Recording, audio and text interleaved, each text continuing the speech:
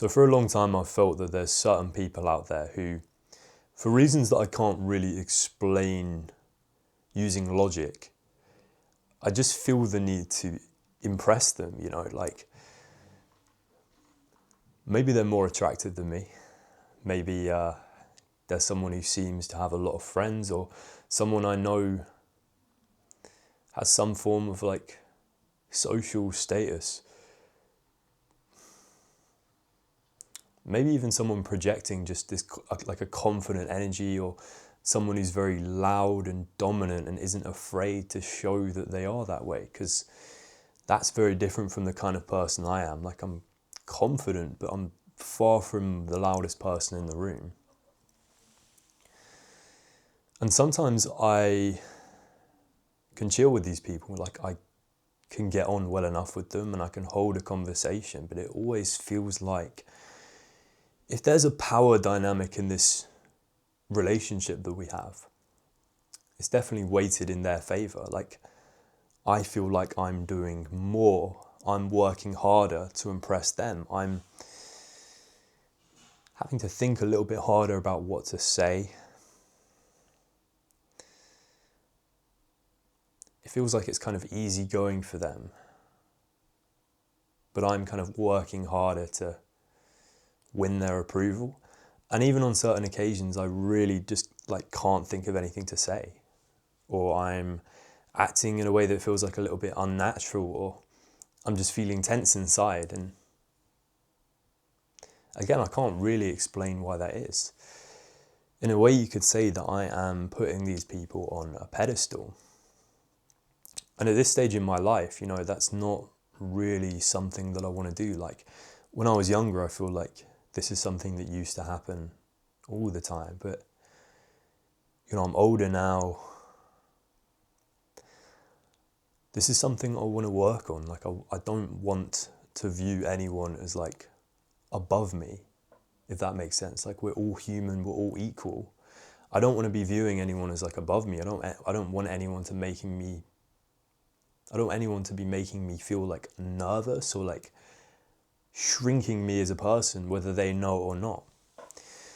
So I've looked into this problem, and the reason I've uncovered, the reason why we pedestalize people, why we kind of view them as better than us, for even if we know the reason, like it's something shallow, like they've got more money, or they're better looking than us, we still do it. The reason is we simply don't feel safe around them. Our nervous system around these people is in fight or flight. Like, we can sense some kind of danger, but most of us won't consciously be aware of like why that is. Like, why do we feel threat coming from this person? And the real reason for that is you're not feeling danger from them specifically. You're reacting to someone or certain people or certain situations from the past that on some level remind you of this person. So I often feel like school was such a fundamentally damaging experience for me, because I often felt like, you know, like looking back on my younger years, no matter what kind of person you are, like when you're maybe from the ages of like 5 to 11, I can't speak to everyone, you're not really aware of things like social status. You don't really look at anyone as better than you. Maybe there are like popular kids in primary school, but you know, I was friends with them. Like, I was a kid who wasn't particularly sporty, but I was best friends with all like the kids in my class who were best at football, and never had any issues getting on with them. Was always a more reserved person in the class, but I could hang out with the class clowns. Like, I was not aware of like the concept of social status or anything. But high school places you in an environment where you no longer see yourself as someone with like, I don't really know how to put this in more simple terms, but like inherent self-worth. You can feel in primary school, and just when you're a kid in general, you feel good about yourself, or you feel good enough about yourself. And you don't see it as like something you have to earn. Like, you are just you. I hope this is making sense. But when you go to high school, you get placed in this shallow environment where we're more competitive than ever, where we're always comparing ourselves to others based on the most shallow things. Like, no one's really got any skills in high school. Like, the things that you would use to like look at yourself and feel good about yourself versus other people as you get older, like maybe you earn a lot of money, like that's a shallow reason in itself. But the things you feel good about yourself, you haven't really developed those things in high school yet. Like, now I can say that I know what I like about myself. Like, I'm a hard worker, I persevere, you know, when I don't succeed at something at first, you know, I try hard. Like, I like those things about myself, but I didn't know that about myself when I was younger. And no one does. So the things that decide your self-worth, they automatically default to these like really shallow things when you're in high school. Like, who's the loudest? Who's the funniest? Who's the best looking? Who has like the most dominant social energy? And particularly for me, like in my situation, I was in this friend group where the culture was kind of like just putting each other down. Like, no one was safe.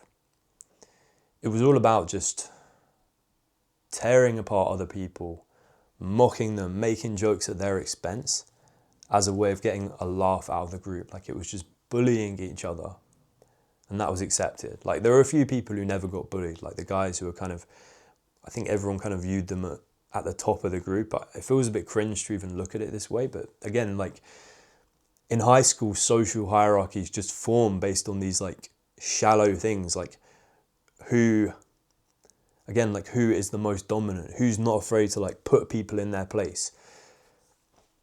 And I always felt like I was one of the people at the bottom. Like, maybe I had way more jokes coming my way than other people.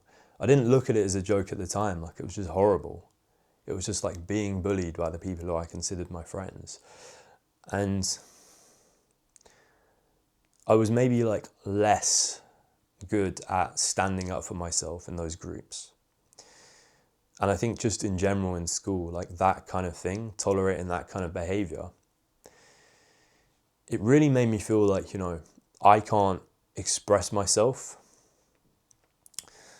Like, I need to constantly be looking for people's approval, like, because that's the only way I know how to survive. Like, if I express myself, if I say the wrong thing or just kind of like act like who I really am, I'm going to get bullied. I'm going to get made to feel this pain, this like emotional pain. I'm going to get humiliated, made to feel small.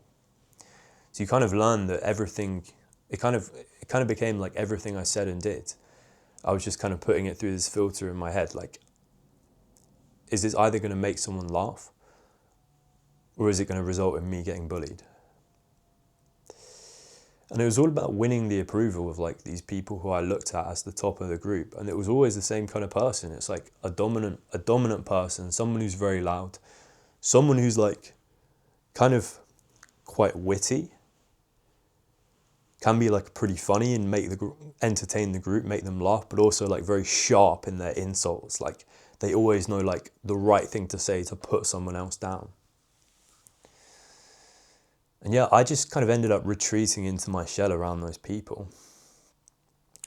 And the funny thing was, like, around certain other friends, like friends outside of this group or friends who I met later on in life, the people I feel like I can trust now, I never ever felt that. Because there wasn't that dynamic of putting other people down. I never felt like I had to prove myself around other people or think like hard about whether this is the right thing to say or not. Everything just felt calm and natural. And the reason for that is, around those people, my nervous system feels completely safe. I'm not detecting any like danger in my environment. I just feel like safe and normal. But with this old friend group, every day I'm in fight or flight. I'm going into school worried. about being bullied. How can I get through the day with the least amount of people picking on me? So the thing is with your nervous system, it's very clever. It stores these painful experiences as memories, like not as thinking memories, but it stores like the pain of how you felt. And it makes you feel things like anxiety as a way of like telling your body, okay, this situation is kind of familiar. You might end up feeling as bad as you did in this past experience. So we need to get the fuck out of here. So I know this about myself. I know that around people that I'm meeting for the first time, who have that like specific type of personality, like that dominant personality, someone who's very confident and witty, I kind of look at them, or my nervous system views them as like similar to this kind of person who caused me pain in the past. And I kind of approval seek, like I try my best to stay on their good side. But that results in me never feeling truly comfortable, like my nervous system is always on guard. And I kind of act like a little bit weird and unnatural. Because when your nervous system is activated, you're the opposite of natural. You're not, when your body believes you're about to die, it's not thinking about like, are you coming across as funny or charismatic? It's focused on keeping you alive. So now that I have this knowledge about myself, it's kind of been like, it's been really helpful because I kind of have a tendency to view this type of person sometimes as like, if I'm not trying to win them over, sometimes I have a tendency to view them as like a bad person. Like my body's way of protecting itself is to reject them before they reject me. I might not know anything about them, but if they share like a few traits in common with certain people from the past, I'm on guard and I think, get them away from me.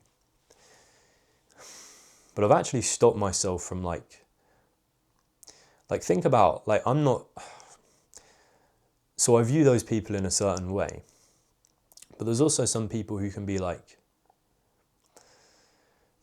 I don't want to look at relationships in like a transactional way, but sometimes people with those characteristics can be quite successful and like they can teach you some good things. I've had kind of like authority figures in my life with those traits. And as I've managed to kind of get to know them a bit better and become conscious of the fact that, okay, my body's kind of rejecting them, but I need to give these people a chance. As my barrier comes down, I learn to trust them. They've been like some quite positive figures in my life. So I guess just having this knowledge when you meet people like this, or whatever the equivalent is for you, be aware that, a lot of the time your nervous system is reacting to the past, like not what's happening in front of you. It's reacting to the past and it's trying to protect you from feeling some kind of pain, but you're not necessarily in any danger now.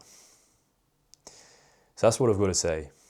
Have a think about what those experiences could be for you. Like you're being triggered by something from now, but what does this moment, what do you feel right now? What does it specifically remind you of in the past? Because for me, 9 times out of 10, it's something to do with school. But yeah, man, take care. See you in the next one.